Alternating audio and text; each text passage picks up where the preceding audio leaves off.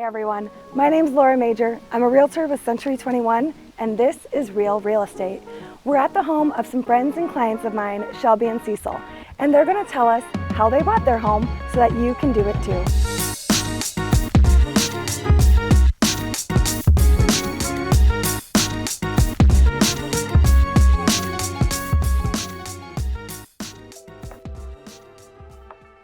I moved out with some friends who were renting a house in the Beaverdale area in town.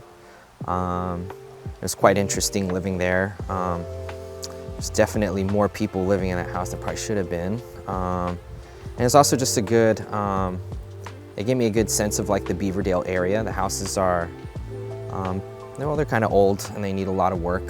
So maybe that's kind of one of the things that I realized when I was looking for a house. I was like, I had kind of a prejudice, I guess, against Beaverdale because I had lived there before, and then eventually moved into an apartment with a friend. And I just pretty much lived in apartments till here, kind of uncomfortable. You don't have quite the freedoms in an apartment that you have in a home. You know, you can't decorate quite the same. You can't. You don't have a garage a lot of the time. You know, there are nice things about having a house that are just more personal than an apartment where it's almost like living in a hotel in an apartment, you know. Well, you know, you don't have the control that you want. Well, we're both musicians too. Like we like to play music, and you can't really play music, you know, in an apartment, you know, or shared living spaces because no one wants to listen to you play drums, you know. It's so loud and it definitely resonates to all your neighbors in an apartment complex. And I think my story kind of fits his while being really opposite, is that my parents bought their first home when I was like 5 years old and we lived there.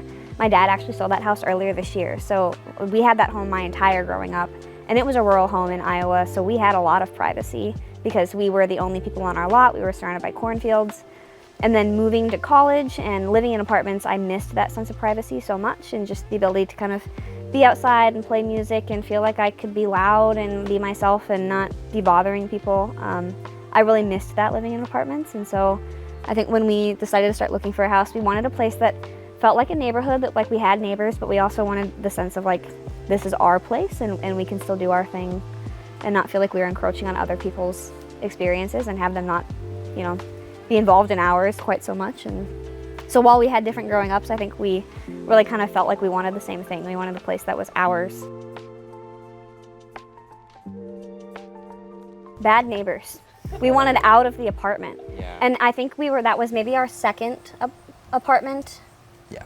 And we ended up in a third apartment before we bought the home, but we kept moving from apartment to apartment complex thinking this one would be better, this one would fix the problems of the last one, and maybe like that bad neighbor is no longer there, but now you've got a new issue.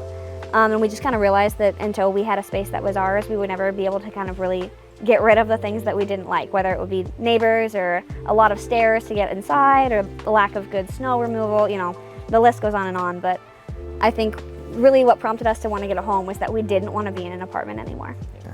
Well, also, and like I was saying earlier about the means to have a home, you know, once we got married, then it was definitely like, we can get a home. And we both had, at that point, we had both gotten jobs that were, you know, very well paying for us, and definitely created a means for us to be able to afford a house.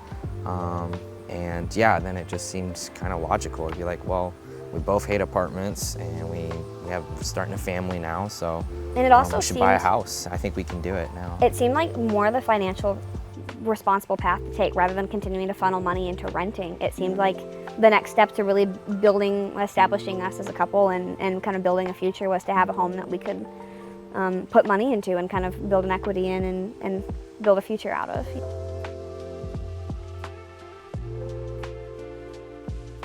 So actually before our relationship started, I knew I'd want to buy a house at some point in time, and I knew money was going to be the biggest factor.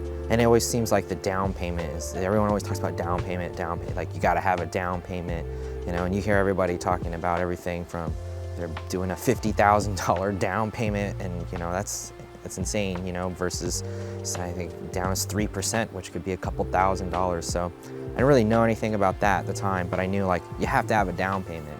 So at some point in time, a while ago, I just started saving. I created a savings account, and I just had like $50 put away every week into this account. and just let it build up over time until I knew I was going to, like, because me personally, I was not very good about saving money generally. I like to spend more than I like to save. But so I created this account where it was like a mandatory deposit every Friday. It would just take out money from my account, put it in this savings account. And it was a good way because I kind of forgot about it for a long time until it was time to like buy a house. And all of a sudden I was like, okay, now we have some money to put towards a house. So that was kind of the first step, I think. And then along the way you realize some other issues with financing, like for instance, credit scores are a barrier, and I didn't have a very good credit score, so that I had to work on. We were kind of in the opposite boat in that he had a great job and really great income and not a phenomenal credit score. And I had a pretty great credit score and had just gotten my job, and so my income wasn't considered established. And so neither one of us really qualified to get the loan on our own.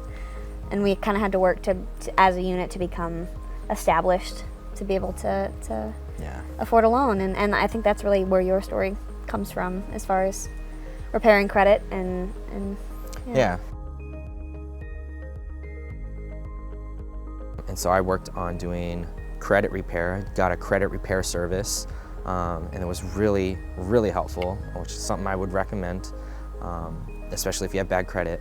They will help you go through, challenge a lot of bad credit on your credit report. They will also guide you into how to paying off outstanding debts that you may have. And they usually have somebody that will like coach you through all this. So I did that, and it actually didn't take very long. Probably within 6 to 8 months, I had gotten my score from below 600 to above 600 to a credit score that was acceptable to our lender. Yeah, because I already had the income, I just didn't have a credit score, and that was the biggest problem. So I got the credit score up, and by the time I got the credit score up, Shelby had enough time invested in her job that it was just like perfect. It just worked out, yeah. Yeah, we were just kind of then we went back to the lenders, and started shopping around, and we talked to a lender and got pre-approved for me, I thought was way more than I was expecting, actually. So that was really nice. That was a good surprise. Which gave us room to really shop kind of a variety of homes, and I'd say some of the homes we looked at were huge and some of them were small, and lots of prices in neighborhoods, and by having that variety, it was really easy for us to kind of figure out, okay, this is what we're looking for, because I think when we first started looking for a home, we kind of had no concept of what we wanted. And luckily, by having that financial guide of saying like, well, this is what you can afford, it was easy to kind of talk to Laura, talk to our realtor, and be like, okay, so this is what we can afford, and we kind of know we want this, and can you help us? And it just took off from there. I think that's when we decided, though, that we knew that while we wanted to be able to put something into the house, we wanted something that was mostly move-in ready. We kind of learned we didn't want a project. But we also wanted something that we could personalize, something that, was ready for us to come put our touch on it. I think we were also looking for something familiar, whether we realized that at the time, because a lot of the houses we looked at, they were nice. They were very different than some of the houses I'm used to living in or have been in, other people's houses. Like a lot of the especially the more modern renovated houses, I would say. Like, there's nothing wrong with those, it's just not what I was looking for, and I don't think necessarily what you were looking for. I would agree with that. And we just looked long enough and then Laura just knew what we wanted, and yeah. I'd say that was the benefit of that. With every house we saw, Laura kind of learned a little bit more about what our tastes were and what we were looking for. Even if we didn't know, she was able to kind of say, okay, well, they said they liked this and they didn't like that, and I feel like she was really capable of putting together a picture. You were really capable of putting together a picture of kind of what we wanted, even if we couldn't figure it out. And that it was really exciting, because every time that we would go look, I felt like we were just closer and closer to the one until we found this one. And I think all three of us knew within about 5 minutes that this was it. It just kind of, you just felt it.